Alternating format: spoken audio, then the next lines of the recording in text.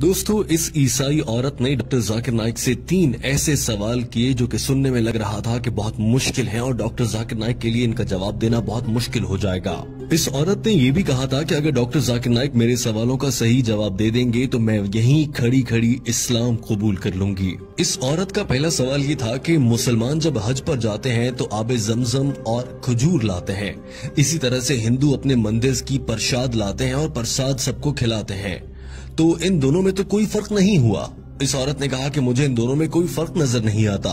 इस औरत का दूसरा सवाल ये था कि एक मर्द के साथ जिनसी ताल्लुक क्यों नहीं बना सकता, इसी तरह से एक औरत के साथ जिनसी ताल्लुक क्यों नहीं बना सकती। इस्लाम में हम जिन्स परस्ती से मना क्यों किया गया है। ये औरत जानना चाह रही थी कि शादी के बाद ही ऐसा करने की इजाजत क्यों है, अपनी जिनसी लज्जत हासिल करने के लिए शादी की जरूरत क्यों होती है, और हम जिन्स परस्ती जिसमें मर्द को औरत के साथ करने वाले लज्जत ही महसूस होती है या औरत को मर्द के साथ वाले ताल्लुक की लज्जत ही महसूस होती है, उससे मना क्यों किया गया है। इस ईसाई औरत का तीसरा सवाल ये था कि जन्नत में हजरत आदम अलैहिस्सलाम के कहने पर अम्मा हवा ने कुछ खाने का फल खा लिया था जिसकी वजह से आज तक उन्हें भुगतना पड़ रहा है और औरतों को बच्चे पैदा करने की जिम्मेदारी दे दी गई है कि औरतों को ही इसी दर्द से क्यों गुजरना पड़ता है। इस औरत ने कहा कि मेरा सवाल ये है कि क्या ये सच है कि औरतों को बच्चा जनने की तकलीफ इसीलिए दी गई है क्योंकि अम्मा हवा ने हजरत आदम के कहने पर गलती से वो फल खा लिया था, इसीलिए सारी दुनिया की औरतों को सजा के तौर पर अब बच्चा पैदा करने की तकलीफ से गुजरना पड़ता है। डॉक्टर जाकिर नाइक ने जवाब देने से पहले कहा कि हमारी इस बहन ने अच्छा सवाल किया है और उनके सवालात को दोहराया। उन्होंने पहले सवाल को लेते हुए कहा कि प्रसाद खाने में और खाना काबा से या हज और उम्रा से खजूरें खाने में क्या फर्क है, इस पर सबसे पहले बात कर लेते हैं। उन्होंने कहा कि हिंदू किताबों के मुताबिक प्रसाद अल्लाह को खिलाने के तौर पर दिया जाता है, लिहाजा हिंदू जब प्रसाद बांटते हैं या किसी को देते हैं तो इसका मतलब ये है कि वो अपनी तरफ से ये सोच रहे होते हैं कि वो अपने भगवान को या अपने खुदा तक खाना पहुंचा रहे हैं, जबकि हकीकी खुदा को जिसे आज तक हिंदू पहचान नहीं पाए उसे खाने की जरूरत नहीं होती। अल्लाह ताला कुरान पाक की सूरा इनाम में फरमाता है, अल्लाह सबको खिलाता है मगर अल्लाह को किसी के दिए गए खाने की जरूरत नहीं है। किस इंसान की ये जरूरत है कि वो अल्लाह ताला को खाना खिलाने का सोच सके या ऐसी बात कर सके। डॉक्टर जाकिर नाइक ने कहा कि कुरान पाक में 3 से 4 मरतबा ये कहा गया है कि गैरुल्लाह के नाम से मंसूब करके खिलाया गया खाना हराम होता है, यानी अल्लाह के सिवा किसी को शरीक ठहराते हुए उसके नाम पर दिया गया कोई भी खाना हराम होगा।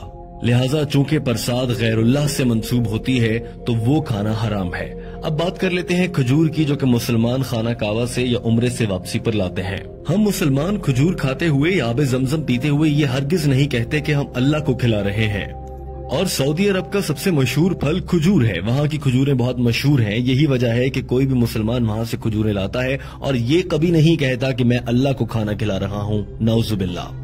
डॉक्टर जाकिर नाइक ने कहा कि ये भी जहन में रहे कि खजूर बहुत मुफीद ग़िज़ा है और सेहत के लिए भी बहुत अच्छी है, लेकिन याद रखिए अगर हिंदू प्रसाद के नाम पर खजूर भी देगा तो वो खाना हराम है, क्योंकि ये गैरुल्लाह के नाम से नामजद या मंसूब है, लिहाजा मुसलमान इसे नहीं खा सकते और ये खाना हराम होगा, भले कोई हिंदू प्रसाद की सूरत में खजूर ही दे रहा हो। दूसरे सवाल की जानिब बढ़ने से पहले डॉक्टर जाकिर नाइक ने कह दिया कि ये है हिंदू और मुसलमान में फर्क कि मुसलमान ऐसा नहीं समझते कि उनके बनाने वाले रब्बे ताला को, अल्लाह को किसी के खाने की जरूरत है, जबकि हिंदू ऐसा समझते हैं कि उनके भगवान को खाना खिलाने की जरूरत है। डॉक्टर जाकिर नाइक ने कहा कि हमारी इस बहन का दूसरा सवाल ये था कि हम जिन्स परस्ती क्यों गलत है, मर्द के साथ और औरत के साथ सेक्स या जिनसी ताल्लुकात क्यों नहीं रख सकते, जबकि मकसद तो लुत्फ लेना ही होता है और इसके लिए शादी करने की क्यों जरूरत है, शादी के बगैर ये सब क्यों नहीं किया जा सकता। डॉक्टर जाकिर नाइक ने इसका जवाब देने के लिए कुरान पाक की आयत का हवाला दिया और कहा,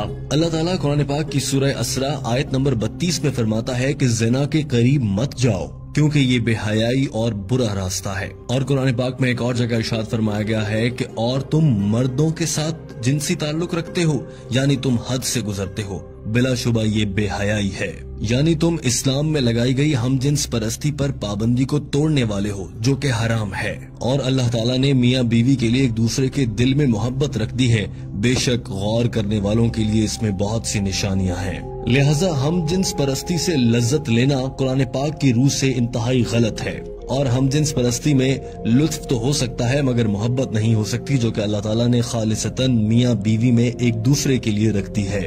اور سائنس بھی یہ کہتی ہے کہ انسان حقیقت میں ہم جنس پرستی کو ناپسند کرتے ہیں۔ اب آپ یہ بھی نکتہ اٹھا سکتی ہیں یا اٹھاتی ہوں گی اکثر کہ ہم جنس پرستی دو لوگ اپنی مرضی سے کر رہے ہیں، ہم اس میں کون ہوتے ہیں بولنے والے، لیکن ہمارے خدا نے، اللہ تعالیٰ نے اس سے منع فرمایا ہے۔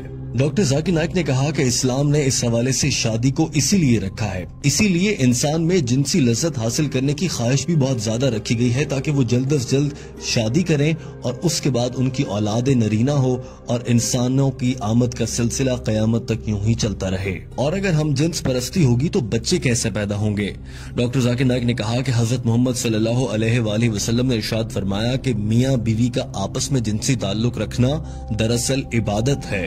اور آج سائنس ہمیں یہ کہہ رہی ہے کہ ایک جانب وہ لوگ جو شادی کرتے ہیں مختلف جنس کے لوگوں سے اور دوسری جانب وہ لوگ جو ہم جنس پرستی کرتے ہیں ان کے درمیان موازنہ کریں تو شادی کرنے والے لوگ زیادہ خوشگوار اور اچھی زندگی گزارتے ہیں۔ ڈاکٹر ذاکر نائک نے یہ بھی کہا کہ اسلام، یہودیت، عیسائیت اور تمام مذاہب ہی ہم جنس پرستی سے روکتے ہیں اور یہ انسان کی صحت اور اس کی نفسیات کے خلاف ہے۔ ڈاکٹر ذاکر نائک نے کہا کہ میں جب کینیڈا گیا تو میں نے وہاں پر دیکھا کہ ہم جنس پرستی کے اشتہار لگے ہوئے تھے، جبکہ کینیڈا جیسے ملک میں اس سے منع کیا گیا ہے۔ پوری دنیا میں اس سے منع کیا جا رہا ہے اور اب دنیا کو یہ سمجھ آ رہی ہے کہ یہ کام غلط ہے اور پوری دنیا اب ہم جنس پرستی پر پابندی لگا رہی ہے، مگر بھارت میں ہم جنس پرستی کو اور اس رواج کو فروغ دینے کی باتیں ہو رہی ہیں اور اسے عام کرنے کے لیے قانون بنانے کی باتیں کی جا رہی ہیں، جو کہ غلط ہے۔ ڈاکٹر ذاکر نائک نے تیسرے سوال کی جانب بڑھنے سے پہلے یہ بات واضح کر دی کہ ہم جنس پرستی آپ کو جہنم میں لے کر جائے گی۔ اور اب آ جاتے ہیں تیسرے سوال کی جانب۔ ڈاکٹر ذاکر نائک نے کہا کہ تیسرا سوال یہ تھا کہ اگر اماں ہوا نے جنت میں گندم کا دانہ کھایا اور وہ دنیا میں آ گئیں تو اب اس کے بعد سے دنیا کی ساری عورتوں کو بچہ جننے کے لیے وہ تکلیف سہنا پڑے گی اور یہ اس بات کی سزا ہے۔ انہوں نے کہا کہ ایسا غلط ہے، دراصل یہ بائبل میں لکھا گیا ہے اور بائبل کی وجہ سے ہی عیسائی حضرات یہ خیال کرتے ہیں کہ عورت کو بچہ جننے کی تکلیف سے اسی لیے گزرنا پڑتا ہے کہ اس نے جنت میں گندم کا دانہ کھا لیا تھا، مگر اسلام میں کہیں بھی ایسا نہیں کہا گیا کہ اس غلطی کی اکیلی ذمہ دار اماں ہوا تھی۔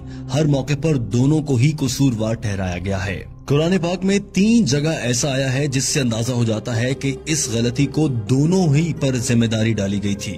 مثال کے طور پر ایک جگہ کہا گیا کہ ہم نے ان دونوں کو منع کیا کہ گندم کا دانہ نہیں کھانا، ایک اور جگہ کہا گیا کہ ان دونوں نے اللہ سے معافی مانگی، اور ایک اور جگہ کہا گیا کہ ان دونوں کی غلطی پر ہم نے انہیں سزا کے طور پر دنیا میں بھیج دیا۔ ہر جگہ پر دونوں کا ذکر ہوا ہے، اکیلی حضرت اماں حوا علیہ السلام کا ذکر نہیں ہوا۔ لہٰذا قرآن پاک کی روح سے حضرت اماں حوا اور حضرت آدم علیہ السلام دونوں ہی ذمہ دار ہیں۔ چونکہ بائبل میں کچھ تبدیلیاں کر دی گئی ہیں اس لیے بائبل میں معلومات بدل گئیں اور اب عیسائی مذہب کے فالو کرنے والے لوگ اسے غلط سمجھ بیٹھتے ہیں، جبکہ اسلام میں ایسا بالکل بھی نہیں ہے۔ آپ قرآن پاک میں پڑھیں گی تو آپ کو معلوم ہوگا کہ عورت کے لیے حمل بد دعا نہیں بلکہ خوش قسمتی ہے۔ سورہ نساء آیت نمبر 1 میں فرمایا گیا کہ اپنی عورت کا خیال رکھو اور ان کے ساتھ اچھے سے پیش آؤ۔ ایک اور جگہ فرمایا گیا کہ ہم نے انسان کو اپنے والدین کے ساتھ اچھے طریقے سے پیش آنے کا حکم دیا ہے، کیونکہ اس کی ماں نے حمل اور بچے کو پیدا کرنے کی تکلیف اٹھائی ہے۔